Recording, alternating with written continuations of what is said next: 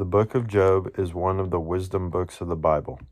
The main idea of Job is that human beings are unable to understand why the righteous suffer, but instead are to trust the wisdom of God in how he manages the course of our lives.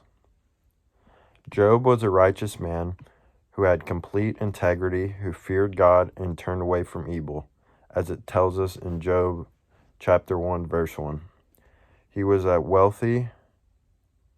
wealthy, a man of prayer, and identified as the greatest man among all the people of the East. Yet he endured devastating loss and suffering, losing his family and his health overnight. He felt like his life was a waste. He wished he had never been born. His friends attempted to explain to him that there must be a reason, and this reason must have to do with Job's guilt. Job maintains his innocence, but really begins to struggle emotionally with what has happened to him. Convinced of his innocence, eventually, Job begins to blame God and wants an opportunity to defend himself before the Almighty God. After Job's three friends are done teaching him, the author of the book strategically inserts a poem about wisdom. This poem seems to ignore the arguments following it, as it enlightens the reader to the fact that humans can do amazing things, but they cannot come close to possessing or even understanding the wisdom of God uses to run the universe. Their best course of action is not to understand how and why God does things, but to fear the Lord and turn from evil, as it tells us in Job chapter 28, verse 28. Job gets his wish as the Lord answers him from the whirlwind. God's answer is a staggering series of questions about creation and the way the world runs, and this leaves Job stunned.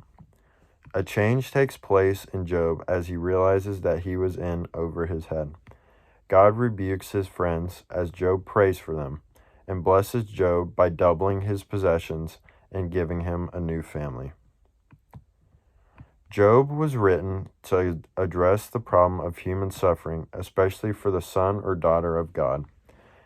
It does not answer the question of why suffering exists, but rather leads the reader to a place of recognizing that God is supremely wise and can be trusted regardless of even the most horrible circumstances. Job teaches us that God is in control, and the reason for human suffering, especially of a righteous person or one we would consider a good person, is too wondrous to know, as it tells us in Job chapter 42. God manages many things in the universe which are beyond human comprehension, such as laying the foundations of earth, managing snow and hail, diffusing light and wind over the earth, and so much more. Since he does a good job with this, he will take care of humankind and suffering. Some of the main themes in Job are the perplexity of suffering,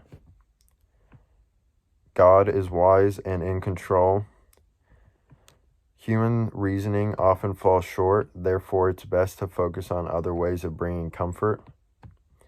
God is interested in loving towards his creations, and it's okay to not know. The book of Job can really relate to us. Human suffering is a universal problem. It is a common denominator for every human being. No one is exempt. The book of Job gives us the best reason for dealing with this difficulty. Why do we suffer and how should we respond? The answer is found in trusting our wise God through our struggle and turmoil, understanding that he has everything under control. Job teaches us humility. We cannot know everything. Answers don't always come easy. God is bigger than our problems, and yet he is loving and concerned about the details of our lives. The book of Job helps us as well in loving people who are suffering. It guides us in these relationships. Job does help us to understand what happens in a suffering heart, the turmoil, the questioning, and the anguish. This process seems to be what can lead a righteous individual to a deeper closeness to God because of their suffering.